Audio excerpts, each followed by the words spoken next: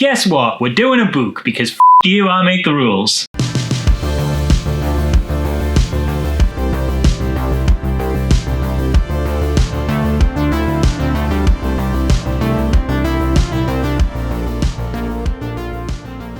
I'm going to try and keep this one short because in doing a book, I'm not sure how much footage I'm going to have to cut to. And let's be honest, it's the 15th day of this thing now, so you're probably all very, very bored of my face. So I'm just going to get right into it. My Best Friend's Exorcism is a beautiful, beautiful, beautiful book. I adore this thing with every fibre of my being. It is cleanly in my top 5 of all time. Depending on what day you ask me, it may be my favourite book ever. I can't put into words how much I love this thing. I'm going to try. It's not remotely going to do it justice, but I'll give it a go. But just to put a little into perspective how important this is to me, this book right here, is quite literally the reason this marathon exists at all. Because I remember reading this a few years back. And when I got to the end, I put it down and I thought to myself, wow, I wish there was more horror like this. And then I thought, wait a minute, there is, and it's all your favourites. Reading My Best Friend's Exorcism for the first time was the point where I could finally put a mental tag on what I gravitate towards in the horror genre. Wholesome horror. Horror with heart, call it what you want, but I mean horror where characters go through trauma not for trauma's sake, but to come out of it finding strength, becoming better people, and becoming closer than they were. Horror that's fun and heartfelt and kind, and no story is a better representation of this philosophy than this fucking bit of paperback joy I hold in my hands right now. I love you so much. Released in 2016 by horror fanatic Grady Hendrix, whose other works include Horror Store, which was a book about what was essentially a haunted IKEA, and the non-fiction Paperbacks from Hell, a written history of 70s and 80s horror fiction. Clearly, the man has credentials and knows what he's talking about when it comes to navigating this genre and these time periods, and that comes across very well in My Best Friend's Exorcism.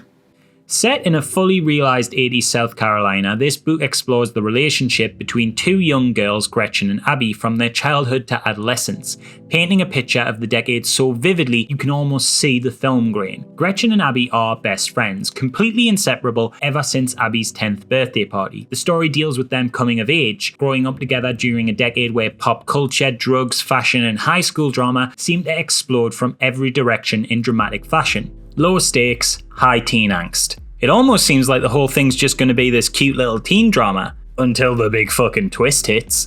It's hardly a spoiler to say that shit gets a little bit supernatural. I mean, it's called My Best Friend's Exorcism.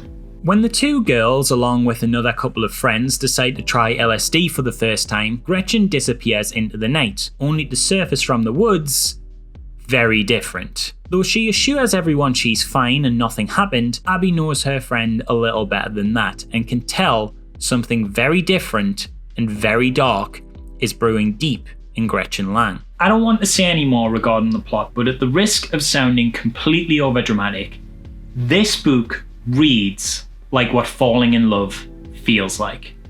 I sincerely mean that. There is a genuine magic in these words. The prose fills you with the same warm sensation as a nostalgic memory for a time you forgot.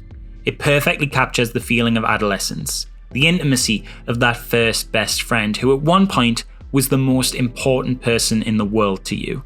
Grady has this way of writing in this book that's occasionally rambling and unrefined, but in a way that's intentionally so as to feel honest and truthful. Just listen to this bit I'm going to read you right now, where he excitedly talks about ET-obsessed child's roller disco birthday party. Listen to how he paces it and structures the sentences, or doesn't structure the sentences, and listen to how that affects the delivery and feel of it all. On the Thursday before her birthday, Abby brought the classroom 25 ET cupcakes as a reminder. Everyone ate them, which she thought was a good sign. On Saturday, she forced her parents to drive to Red Wing Rollerway an hour early so they could set up. By 3:15, the private party room looked like ET had exploded all over the walls. There were ET balloons, ET tablecloths, ET party hats, snack-sized Reese's Pieces next to every ET paper plate, a peanut butter and chocolate ice cream cake with ET's face on top, and on the wall behind her seat was Abby's most treasured possession that could not under any circumstances get soiled, stained, ripped or torn. An actual ET movie poster her dad had brought home from the theatre and given to her as a birthday present. Finally 3:30 rolled around. No one came. Oh God. Oh, no one came to her birthday party, man. Jesus. She had an ET poster up and everything. Like, someone go to this kid's birthday party, please. You see what I mean, though, when I say that he writes with this kind of childlike glee in his narration. Like how the sentences as Abby's preparation and excitedness builds just kind of roll into one another until they're not really even sentences at all, and it just has this kind of big, oh my god, I can't even get the words out energy, and then it just all comes crashing down in a single 3 words. No one came.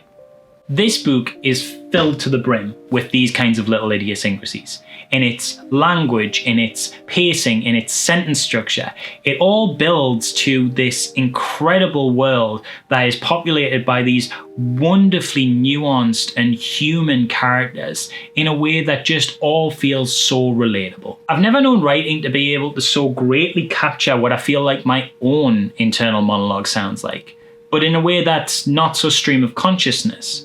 It still feels sensical, it still feels structured. And it often does this in such a way that it absolutely captures just the magic involved in joyous events. Like, I promise to stop just reading from the book, but I do just want to take this one bit, just this perfect example of exactly what I mean that occurs in the same chapter, when Abby and Gretchen meet for the first time and fall in some sort of friend love, for lack of a better term. Gretchen was flinching as speed demons tore past. So Abby turned around and backskated in front of her, pulling her by both soft, sweaty hands, merging them into the floor. They started skating faster, taking the first turn, then faster, and Gretchen lifted one leg off the floor and pushed, and then the other, and then they were actually skating. And that's when the drums started, and Abby's heart kicked off, and the piano and the guitar started banging, and We Got the Beat came roaring over the PA. The lights hitting the mirror ball pulsed, and they were spinning with the crowd, orbiting around the couple in the center of the floor, and they had the beat. Abby had the lyrics 100% wrong. But it didn't matter. She knew more than she had ever known anything in her entire life that she and Gretchen were the ones the Go-Go's were singing about. They had the beat. To anyone else watching, they were 2 kids going around the rink in a slow circle, taking the corners wide while all the other skaters zoomed past. But that's not what was happening. For Abby, the world was a day-glow electric wonderland full of hot pink lights and neon green lights and turquoise lights and magenta lights, and they were flashing on and off with every beat of the music, and everyone was dancing, and they were flying so fast their skates were barely touching the ground, sliding around corners, picking up speed, and their heart beat with the drums. And Gretchen had come to Abby's birthday party because Abby had invited her first, and Abby had a real AT poster, and now they could eat the entire cake all by themselves. I genuinely get a little bit emotional reading those 2 excerpts, knowing what transpires the rest of this novel. I mean, how profoundly vivid. And both of these excerpts occur in chapter 1. We are 20 pages into this thing, and I am in love with these characters. And you know what? They only get better. I'm not even giving you some of the greatest moments in this book, and you know why? Because you should fucking read it for yourself. This book is fucking amazing. It is everything that this marathon stands for. Grady writes with such an infectious adoration and affection for his 2 leads and the love that they share, that by the time the supernatural stuff comes round, you are already begging, pleading, praying that they make it to the end of this book okay. Because oh my god, please let them get through this. It's like some kind of crazy unholy union between The Exorcist and The Breakfast Club, and it pulls off both sides of that coin with ease despite the sharp contrast between them. It'll make you scared, it'll make you laugh, it'll make you cry. I am literally holding myself back. I am having to physically stop myself from giving you any more than what happens in chapter 1, because all I want to do when I talk about this book is just gush relentlessly about the things it does and the places it goes. The friendship on display, man, and the ending. Oh my god, the ending. Please, please, please read this book.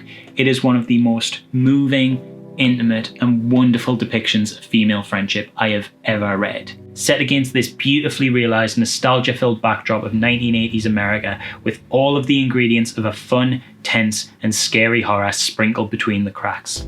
It's just brilliant.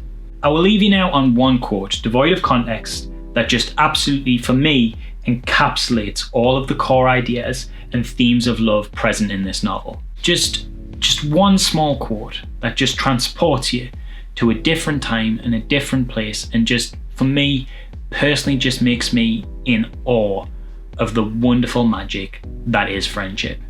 For Abby, friend is a word whose sharp corners have been worn smooth by overuse. I'm friends with the guy in IT, she might say, or I'm meeting some friends after work. But she remembers when the word friend could draw blood.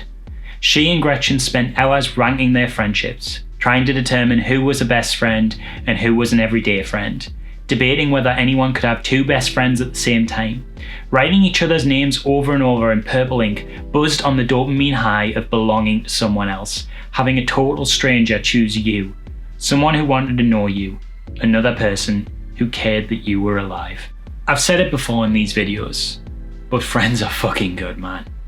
And if you have ever felt the absolute joy of loving and being loved by a complete stranger, then maybe you'll adore this book just as much as I did. Thanks again for watching another video. We're halfway through this thing now. You know, we kicked off the first week with a bit of family fun. Second week we got things a little bit more intense. And I've just hit the midway point with my little book break now. So tomorrow we're going to unofficially start what I'm calling the week of weird. These are the wholesome family films that are a little on the odder side of things. So if that sounds like something that'll interest you, then don't forget to subscribe to my OnlyDans, and please feel free to like and comment to let me know how I'm doing so far. Until then, see you next time.